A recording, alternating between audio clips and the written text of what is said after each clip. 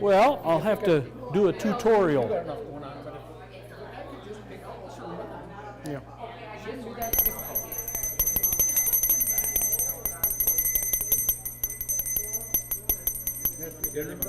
Yes, it is. Yes, it is.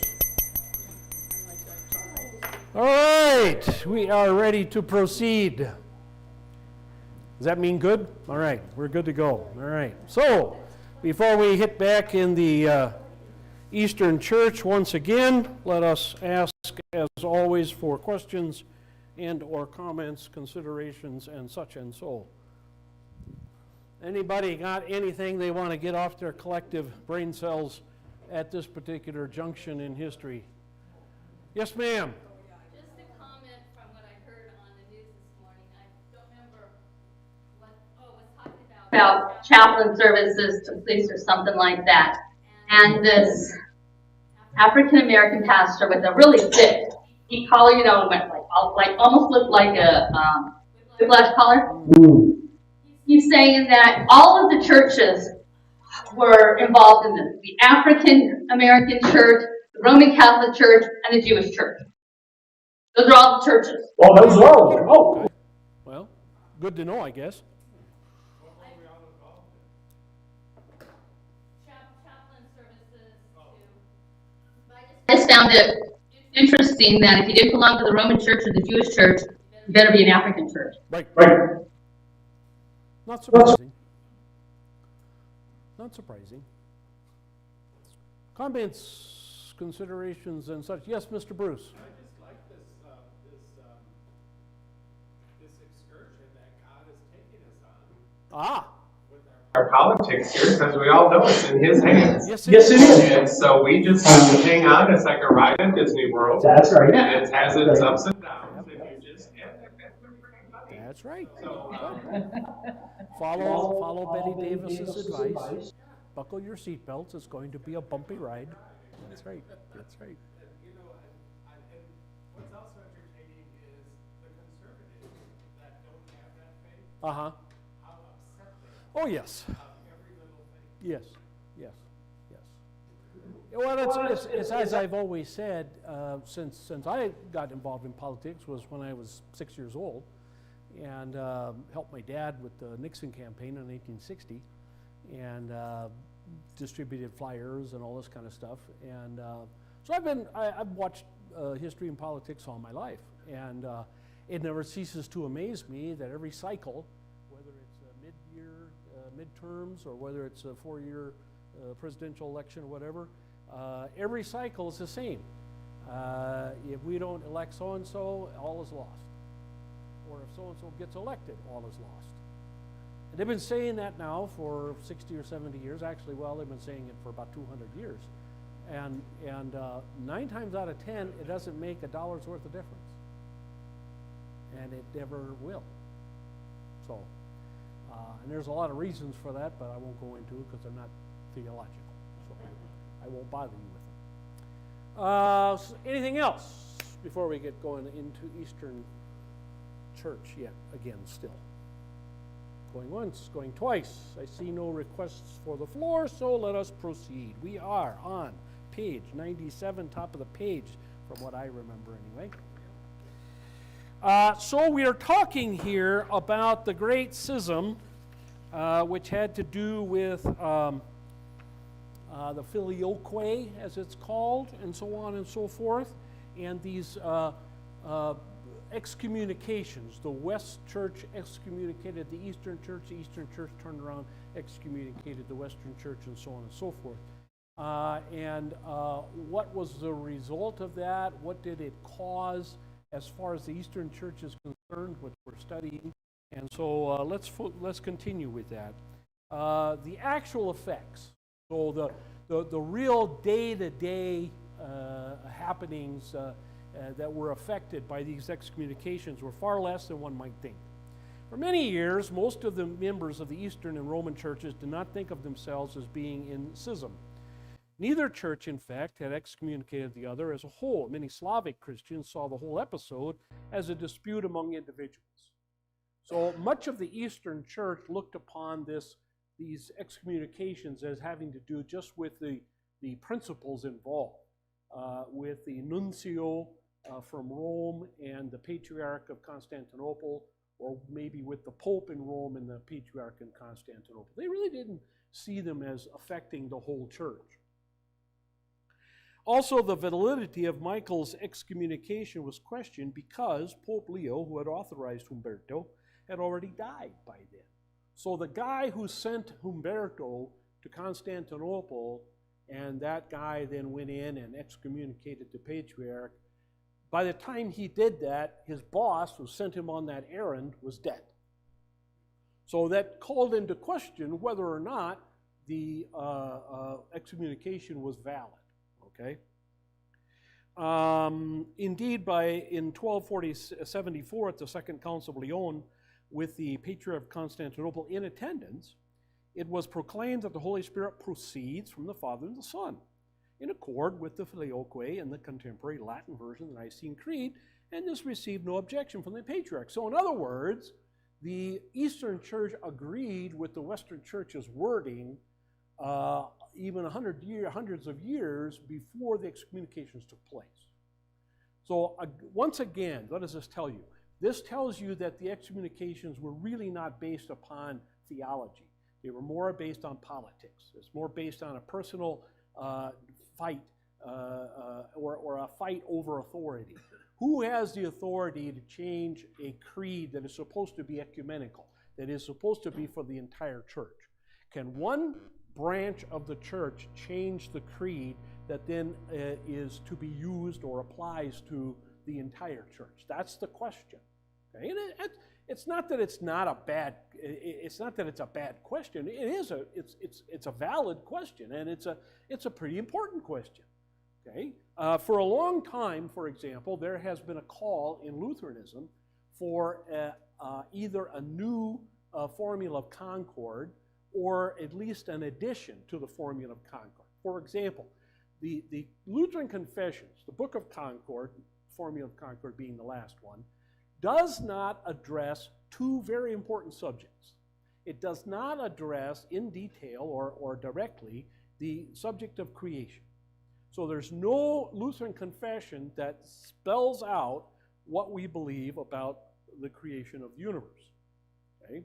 And of course, since the 1850s, since Darwin, that's become a controversial subject within the church. The other thing is the Book of Concord does not spell out anything concerning the Bible. It just quotes the Bible, it talks about the Bible, but doesn't really say what we believe about the Bible. You know, it's inspired, inerrant, infallible, and so on and so forth. That again came up in the 1940s, really 50s, 60s, and so hundreds of years after the Book of Concord was completed. So there have always been calls by conservative Lutherans, at least confessional Lutherans, to let's get together, let's meet, let's have a meeting, okay, of theologians in the Lutheran Church, and let's make up a additional articles to the Formula of Concord, or a brand new Formula of Concord, okay? And the other side says, no, you can't do that because it wouldn't apply to everybody, since everybody probably wouldn't show up, which is true. I mean, we've labeled the ELCA as non-Christian. They're not going to show up. And so even if we would, let's say, put together a creedal statement, a confessional statement on creation and on the Bible, they're not going to accept it because they probably weren't invited. Or even if they were invited, they probably wouldn't show up. And even if they did show up, they'd be outvoted, and so they wouldn't accept it. And so the argument is that you can't do that unless you really have representatives from the entire worldwide church, or in this case, worldwide Lutheranism, in attendance and agreeing on this, okay? So it's the same thing here. The argument is not about theology, really. It's really not about whether the Holy Spirit is sent by both the Father and the Son equally. Or rather that the Holy Spirit is sent from the Son or by the Father through the Son, okay? And that's really not the issue, because the Eastern Church has accepted both of those wordings And the Western Church, too, has accepted both of those wordings. It really doesn't matter. Okay? So if you want to say proceeds from the Father and the Son, or if you want to say proceeds from the Father through the Son, doesn't matter. Now, the Nicene Creed that we use says from the Father and the Son, and we're fine with that. The Eastern Church doesn't say that. But again, it's because of politics, or it's because of this argument about who has authority more than anything else. Going on. Most Byzantine Christians did not care to be reconciled with the West anyway. Okay? So the Slavic Christians were closest, and so they had interactions. The people in modern-day Czechoslovakia, modern-day Austria, modern-day Poland, those countries, maybe even Hungary, they were closer to the West, and so they had some interactions, and they thought of themselves as still united. Greece and Eastern from there, Syria and what is modern-day Iran or Persia, they did not have many interactions with the West. Okay, they did not have any interactions with the West, and so, and they, especially in Greece and Turkey, at that time Turkey was still partly Christian, did not want to have relations with the West. And this paragraph in italics tells you why. Let me go down. Well, let me finish 25. In 1282, Byzantine Emperor Michael Paleologus, that's how you say that, Paleologus, died. A lot of these, it's kind of like in England, if you can think about your English history, you have the Plantagenets, for example, kind of a family, even though they're known as Henry II or Henry III or Henry V or whatever, they're Plantagenets, okay? Edward VI is a Plantagenet, all right? And then there's the battle of the War of the Roses between the House of York and the House of Lancaster. Well, in the East, you have the same thing.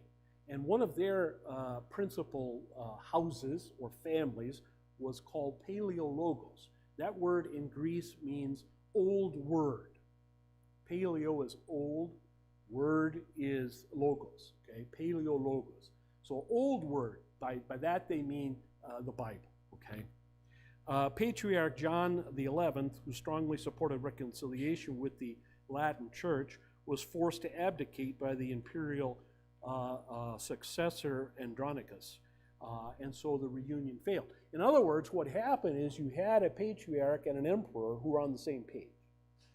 The Patriarch of Constantinople and the Emperor of the Eastern Church, a Byzantine Empire, both wanted to reconcile with the West, to be united with the West. But the emperor who wanted that died. The emperor who replaced him did not want reconciliation with the West. Okay?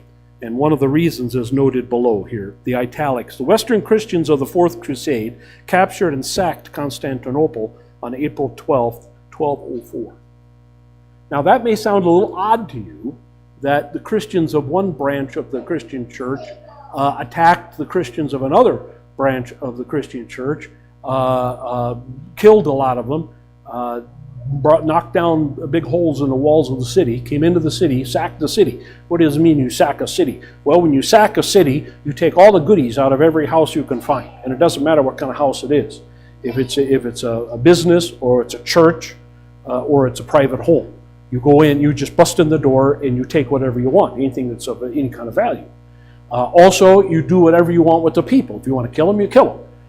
If you want to just beat them up, you beat them up. If you want to rape them, you rape them. And so on and so forth. You want to feel like burning the building down, you burn the building down. If you don't feel like it or don't want to take the time, then you don't do that. So a sack of a city is a pretty devastating thing. It pretty much destroys the city. The sacking of the Church of Holy Wisdom, St. Sophia. Now this is the big mosque that's there now today. Okay. Before it was a mosque with the four turrets on the four corners, before it was a mosque, it was a cathedral, it was a church. It was a very pretty church, a lot of portraits and icons in it, and it's called St. Sophia, Santa Sophia. Along with the establishment of the Latin Empire of the Levant, the Levant means to the left of. Okay, so as I've explained before, when you hear they talk about the Levant, the army of the Levant. Well, the Levant just means the left side, as you're looking at a map, the left side of the Mediterranean. This is the Levant, okay? Palestine and the environs, like you would include like Syria, Jordan, Lebanon, stuff like that, okay? So that's the Levant. And the Latin Empire of the Levant was established in 1099. When? What's important about that? 1099 was when the first crusade captured Jerusalem. Okay, so out of the 9 crusades, there were 9 named crusades, or 9 numbered crusades, you might say, in the west, from the west to the east. Only one of them succeeded in recapturing Jerusalem, and that was the first one. So the first one worked. The first one succeeded, and they held Jerusalem for about 100 years. Seen as an attempt to supplant the Orthodox Byzantine Empire in the Holy Land, and is still viewed with a great rancor to the present day. So it's not just the Arabs in that part of the world that hate the West because of the first and all the way through the 9th Crusade. The Greeks also, okay? The Greeks and other Christians, the Syrian Christians, the Iranian Christians, Turkic Christians, Egyptian Christians, Libyan Christians, all the Christians in that part of the world still hold it against the West, hold it against the Roman Church for the Crusades. It's not just the Arabs that didn't like the Crusades. So when people today talk about, well, how terrible the Crusades were, and the Crusades were all picking on the Arabs. No, they were not. That is false. That is wrong. Okay?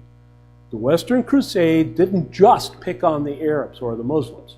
The Western Crusades also picked on the Byzantine Christians.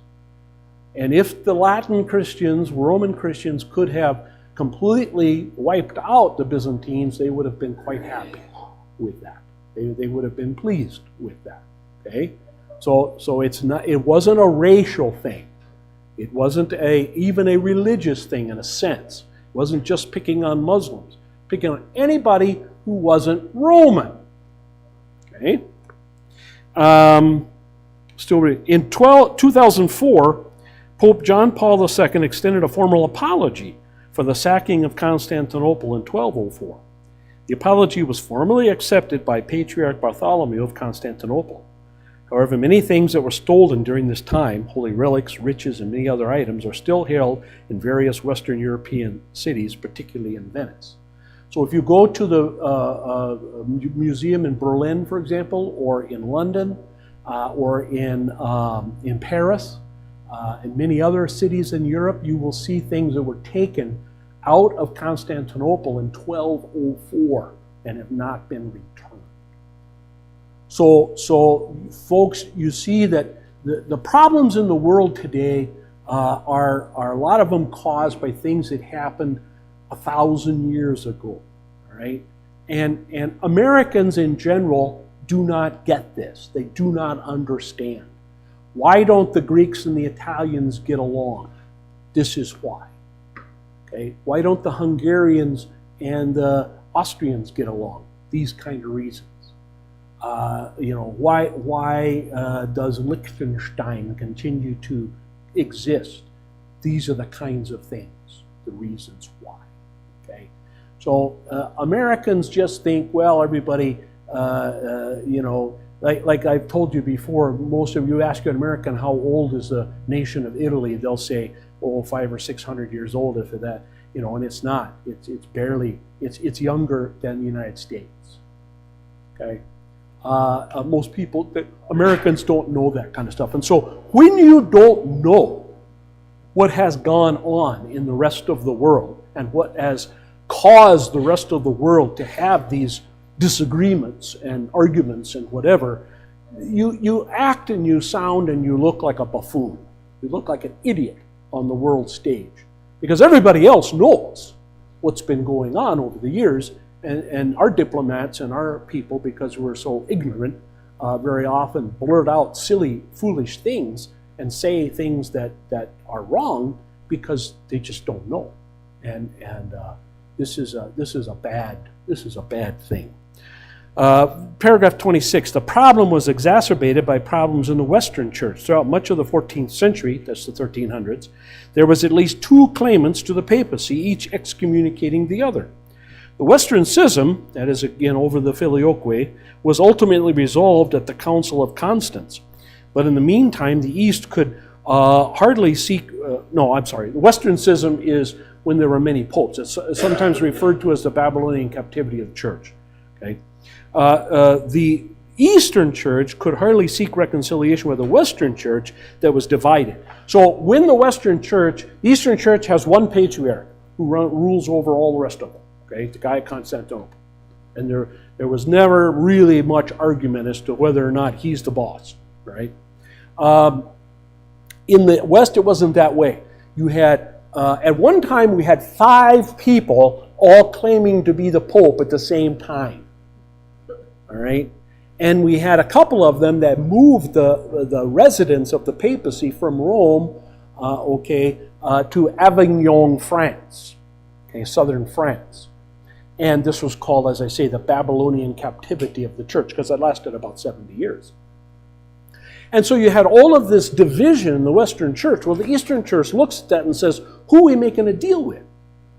Are we making a deal with Pope number 1 or Pope number 4? Are we making a deal with Pope number 3 or Pope number 5? I mean, who are we making a deal with here? Okay? The Council of Constance finally settled that. It came down to one pope, really kind of fired all 5 and got a brand new guy. Okay, but by that time, the Eastern Church had said, "Forget it. You guys don't know what you're doing. You don't have your act together, and so we're not going to mess with you no more." Paragraph 27. Finally, at the 1439 Council of Florence, Byzantine Emperor John VIII Palaeologus, Joseph, the Patriarch of Constantinople, and other bishops from the East traveled to northern Italy in hope of reconciliation with Rome and the aid of the Western armies against the looming Ottoman Empire. So by the early 1400s, the Muslims have now taken all of North Africa, including Egypt, as far south as the source of the Nile, all of the Arabian Peninsula, all of what is Persia, all the way to the Indus River in India, border between Pakistan and India. They have taken all this territory here. They have taken over all of Turkey. Okay? They've taken over a great deal of this area here in Greece, and they've taken some of this area here in what is modern-day Romania and Hungary. And they're coming now on the backside of Byzantium, and they're also coming from the front. So by the 1400s, let's say 1420s, 1430s, Byzantium is standing alone by itself. Constantinople is standing by itself. Itself and a few miles of territory around it, that's it. Okay, the Byzantine Empire, for all intents and purposes, is dead. And the Muslims have surrounded it now and coming from all 4 sides. Right?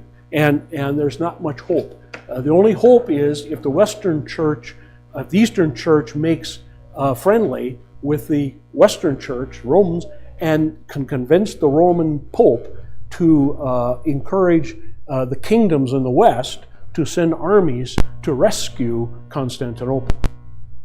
Which is a dicey deal because the last time Western armies came to Constantinople, they sacked it.